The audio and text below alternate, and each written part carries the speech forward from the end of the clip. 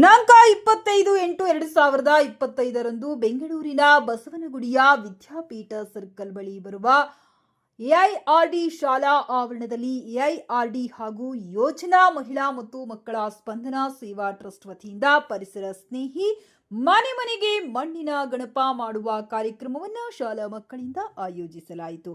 ಮುಖ್ಯ ಅತಿಥಿಗಳಾಗಿ ಪತ್ರಕರ್ತರು ಹಾಗೂ ಗಂಡಸಿ ಸದಾನಂದ ಸ್ವಾಮಿರವರು, ರಾಷ್ಟ್ರೀಯ ಸಸ್ಯಹಾರಿ ದೇಹದಾಢ್ಯಪಟು ಬಿಕೆ ಪ್ರಕಾಶ್ ಭಾರದ್ವಾಜ್ ರವರು, ಕಾರ್ಯದರ್ಶಿ ಸಂಧ್ಯಾ ಪ್ರದೀಪ್ ಕುಮಾರ್ ಅವರು, ವ್ಯವಸ್ಥಾಪಕರಾದ ಮಲ್ಲಿಕಾರವರು, ಹಿಂದೂಸ್ತಾನ್ ಸ್ಕೌಟ್ಸ್ ಅಂಡ್ ಗೈಡ್ಸ್ನ ರಾಜ್ಯ ಸಂಘಟನಾ ಆಯುಕ್ತರಾದ ದೀಪಿಕಾ ಹಾಗೂ ಶಾಲಾ ಶಿಕ್ಷಕರು, ಸಿಬ್ಬಂದಿಗಳು ಉಪಸ್ಥಿತರಿದ್ದರು.